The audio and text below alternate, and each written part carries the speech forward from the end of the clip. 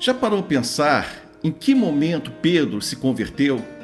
Pedro já andava com Jesus há 3 anos, quando Jesus disse: Simão, Simão, eis que Satanás vos pediu para vos cirandar como trigo, mas eu roguei por ti, Pedro, para que a tua fé não desfaleça.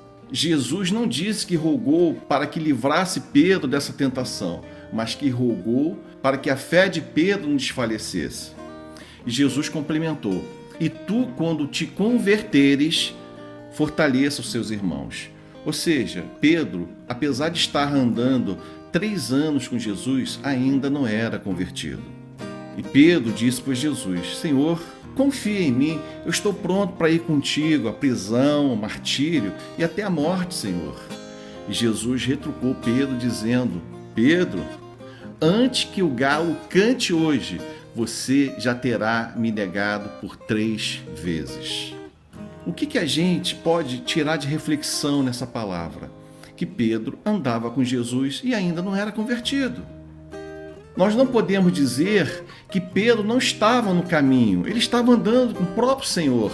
Mas Jesus não é apenas o caminho, ele também é a verdade, é a vida, é a porta estreita. Quando a gente vê a parábola das 10 virgens, havia 5 virgens loucas e 5 prudentes. Somente as 5 prudentes entraram pela porta, mas as 10 estavam no caminho, ou seja, 5 ficaram pelo caminho.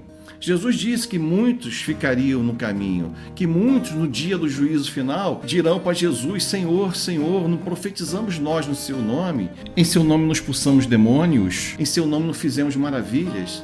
E Jesus diz que falará abertamente: apartai-vos de mim, vós que praticais a iniquidade. Jesus não quer fazer uma mudança em você, porque a mudança pode ser revertida. Você pode voltar ao seu estado anterior muito facilmente. É como se te desse uma roupagem, mas você não fosse uma nova criatura por debaixo daquela roupagem. O que Jesus faz conosco, uma transformação, tem muito mais a ver com uma metamorfose. Veja a lagarta, em algum momento ela entra no casulo e depois ela se transforma numa borboleta. E uma vez borboleta, ela não consegue mais voltar a ser lagarta. A lagarta rastejava e agora a borboleta voa. A borboleta é uma nova criatura. As coisas velhas se passaram, eis que tudo se fez novo. E assim com a nossa conversão. Nós passamos a ser uma nova criatura, e não uma criatura velha com uma roupagem nova.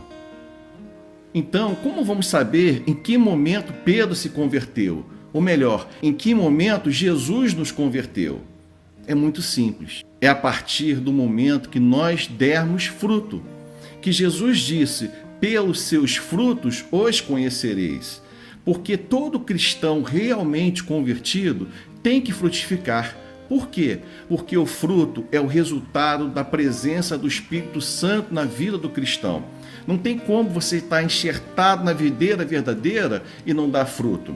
Até porque a própria palavra de Deus diz que aqueles que não derem fruto, Deus arrancará e jogará ao fogo. E aqueles que estiverem dando fruto, que Deus podará para que dê ainda mais fruto. Pedro precisou negar Jesus por 3 vezes para ele descobrir que ele não era o que ele pensava que era, que ele não estava preparado para amar Jesus como Jesus o amava. Pedro, na realidade, estava usando máscaras, a máscara da religiosidade, a máscara do cristão perfeito, a máscara daquele que achava que amava mais a Cristo do que todas as outras pessoas.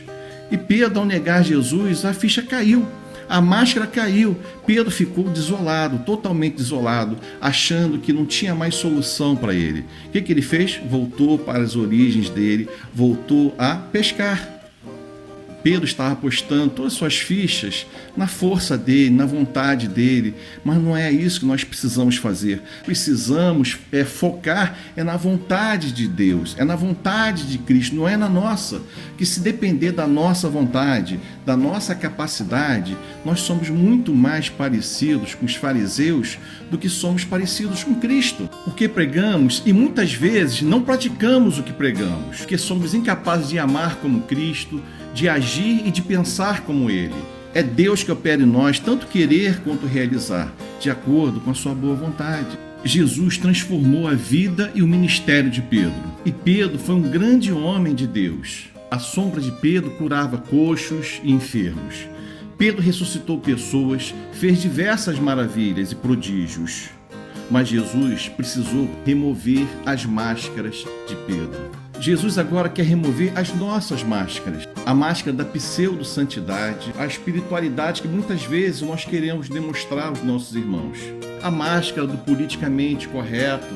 Todas essas máscaras que acabam nos impedindo o agir dele na nossa própria vida. Nós precisamos entender que por si só, nós somos muito mais parecidos com aquilo que nós mesmos reprovamos do que somos parecidos com Cristo. Que não existe absolutamente nada para nós nos gloriarmos em nós mesmos. Que nós precisamos é nos gloriar nele. Que quanto mais nós conhecemos a Deus, mais precisamos da sua graça e da sua misericórdia. Porque enxergamos que quanto mais nós olhamos para ele, mais nós vemos em nós mesmos que nós somos tão pequenos e tão imperfeitos diante de um Deus tão grande e perfeito.